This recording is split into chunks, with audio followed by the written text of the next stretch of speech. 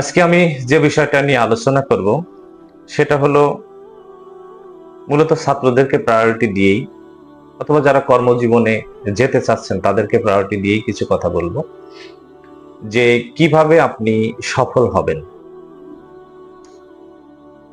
আমরা প্রাইমারি থেকে শুরু করে হাই স্কুল, কলেজ, ইউনিভার্সিটিতে পড়ালেখা করেছি। সবই কিন্তু আমাদের সফলতার পথে ওয়ান স্টেপ অ্যাহেড। আমরা day by day one step ahead হচ্ছি এবং আমি বলবো একজন একজনের থেকে খুবই আলাদা হয় না, যে বিশাল অনেক কোয়ালিটি একজনের মধ্যে বেশি আছে আর একজনের মধ্যে কম আছে, এটা না। আল্লাহ সুবহানাহু ওয়া তাআলা এরকম আকাশ পাতাল ব্যবধান কারো করে দেননি। হ্যাঁ, একটু 19-20 হতে পারে, জেনেটিক্যালি একটু কারো আপ বা ডাউন হতে পারে, দ্যাট নট মিনস যে ফার ডিফারেন্স। তো আমাদের সিদ্ধান্ত নেওয়ার ব্যাপার, আমরা কিভাবে নিজেদেরকে এনরিচ করব, দ্যাটস দ্য পয়েন্ট। তো যারা চাকরি খুঁজছেন বা চাকরি ভবিষ্যতে সিদ্ধান্ত নিতে ডেলিমায় আছেন, তাদের জন্য আমার কিছু কথা থাকবে। নাম্বার ওয়ান, আপনাকে অবশ্যই ইউনিডিরেকশনাল হতে হবে।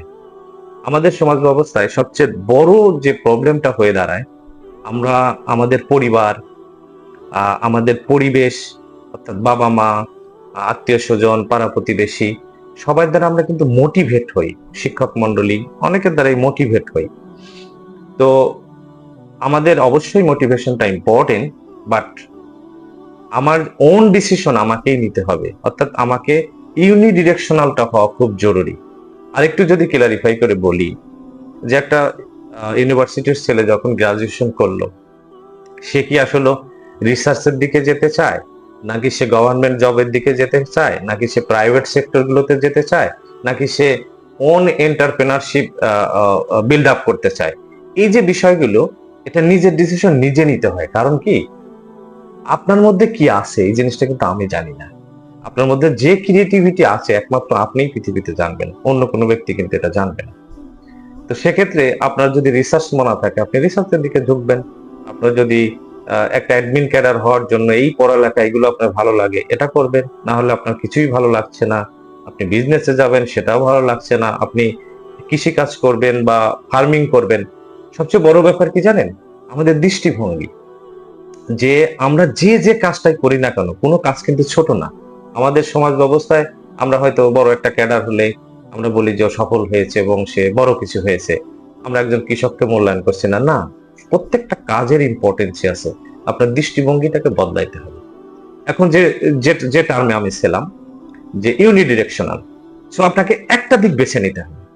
আপনি একটা দিক বেছে নিয়ে চেষ্টা করেন, ইনশাল্লাহ আপনি সফল হবেন, টুডে আর টুমোরো। এবং আরেকটা বিষয় সবসময় মাথায় রাখবেন, মানুষ কিন্তু সবসময় চেষ্টা দিয়েই যে সফল হয়ে যায় এটাও না।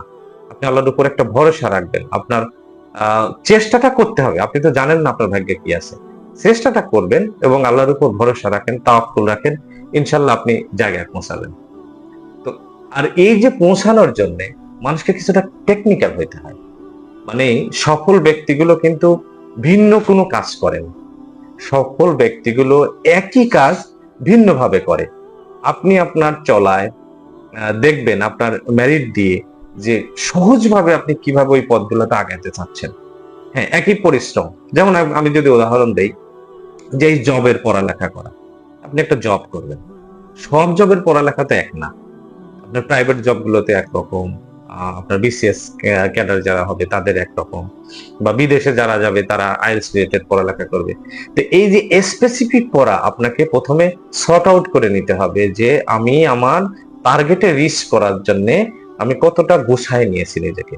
আপনি দেখবেন যে যদি আপনি এরকম গুছায় নিতে পারেন, আপনি একটা টাইম ফ্রেম নিজের মধ্যে দাঁড় করাইতে পারেন যে ইনশাল্লাহ আমি এই সময়ের মধ্যে নিজেকে ওই জায়গাটা পৌঁছাবো, ইনশাল্লাহ আপনি সফল হবেন।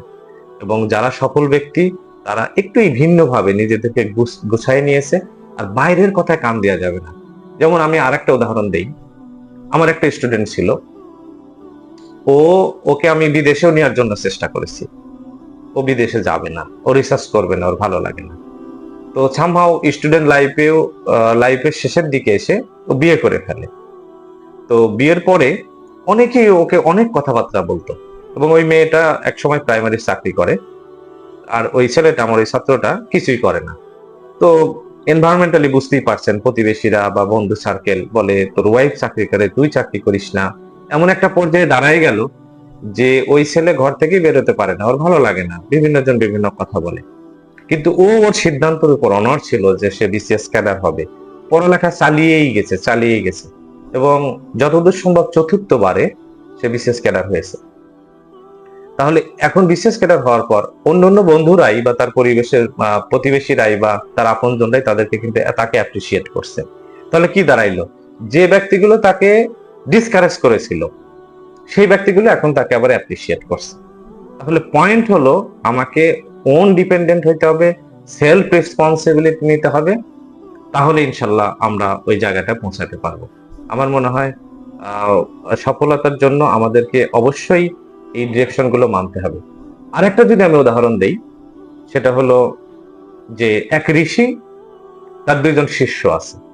তো এই দুইজন শিষ্যকে মানে ট্রেনিং দেওয়ার পর লাস্ট ফাইনাল যেদিন ডিফার্সার ট্রেনিং, সেই দিন তাকে একটু পরীক্ষা নিচ্ছেন অন্যভাবে। কিভাবে? একটা গাছের মধ্যে একটা পাখি বসায় রেখে আসছে, আর্টিফিশিয়াল একটা বার্ড।